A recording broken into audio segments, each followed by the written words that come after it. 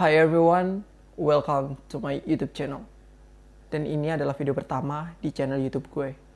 Dan gue harap kalian bisa menikmati video ini.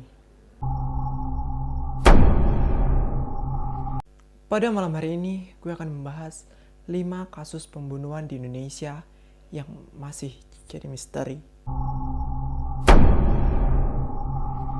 Kasus pembunuhan yang pertama, pembunuhan Aksena, anak kolonel yang ditenggelamkan di Danau Universitas Indonesia, atau yang biasa kita kenal dengan UI. Pada hari Kamis, tanggal 26 Maret 2015, kampus Universitas Indonesia digegerkan dengan berita meninggalnya salah satu mahasiswa yang bernama Aksena Ahadori.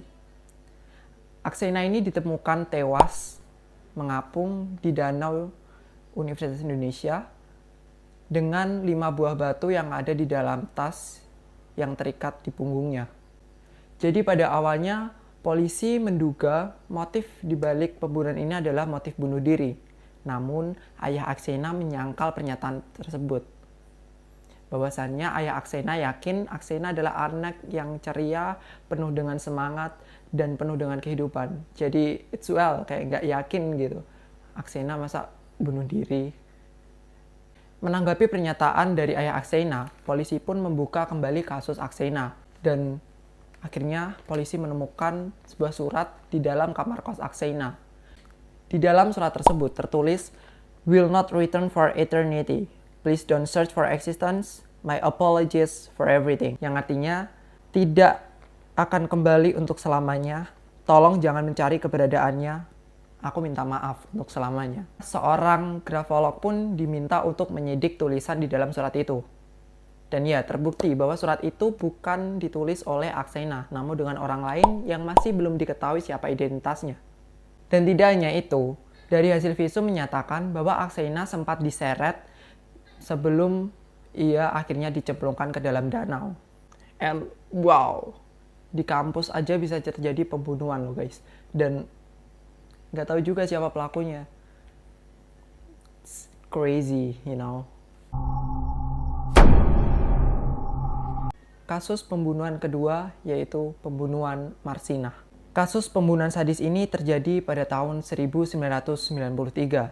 Lebih tepatnya pada tanggal 9 Mei 1993. Marsinah adalah seorang buruh pabrik yang ditemukan tewas di tengah hutan dengan kondisi beberapa luka sayatan dan lebam-lebam di sekujur tubuhnya. Dari hasil forensik juga menyatakan bahwa Marsinah sempat diperkosa sebelum ia kehilangan nyawa. Pemerkosaan. Damn.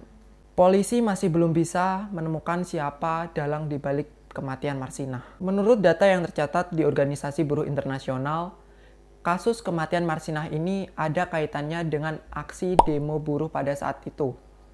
Pasalnya, beberapa hari sebelum Marsinah tewas, Marsinah sempat ikut mogok kerja bersama ratusan buruh lainnya.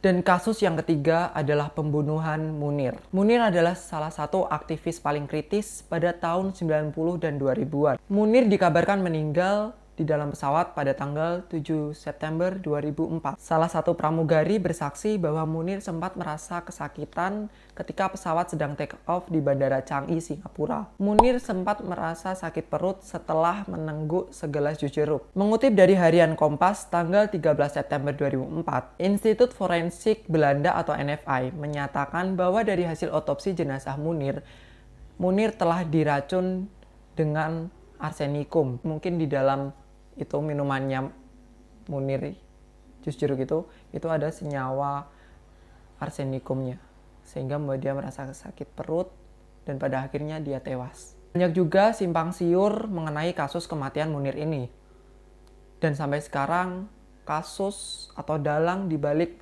kematian Munir belum juga ditemukan. Dan yang keempat adalah pembunuhan Sheila, seorang waria jembatan Ceger. Tepatnya pada hari Rabu tanggal 25 Desember 2015, sebuah jasad ditemukan di atas jembatan Ceger, Kecamatan Cipayung, Jakarta Timur.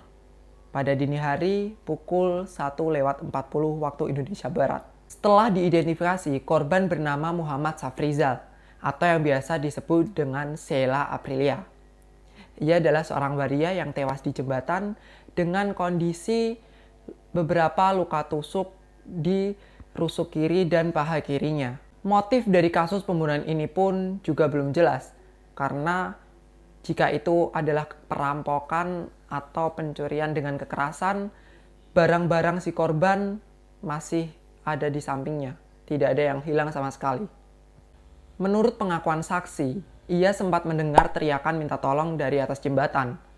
Namun, ketika ia sampai di lokasi, ia telah menemukan si korban telah jatuh di aspal dengan penuh darah di sekujur tubuhnya. Ia juga sempat melihat 2 orang dengan gelagat yang aneh lari dari tempat kejadian. Sampai kini pun siapa pembunuh Sheila belum ada yang tahu. Dan yang terakhir adalah kasus kematian Otto Iskandar-Dinata. Otto Iskandar-Dinata adalah seorang pahlawan kemerdekaan Republik Indonesia pada tahun 1945. Pria yang dijuluki si Jalak Harupat ini lahir di kota Bandung, Jawa Barat. Ia terkenal sebagai aktivis sebelum ia menjabat sebagai Menteri Kabinet pertama Republik Indonesia. Tepatnya pada tanggal 19 Desember 1945, Otto Iskandar-Dinata dikabarkan menghilang dari rumahnya. Ia diculik oleh suatu laskar asal Tangerang dan dibawa ke suatu tempat terpencil di Pantai Mau. Kisah kematian Otto Iskandar-Dinata ini dicap sebagai kasus pembunuhan yang paling misterius, dikarenakan sampai sekarang jenazah Otto Iskandar-Dinata belum juga ditemukan. Thank you banget buat kalian yang udah mampir di channel YouTube gue. Dan buat support gue, please klik tombol subscribe, klik like, dan share video ini ke teman-teman kalian. Sekali lagi, thank you very much.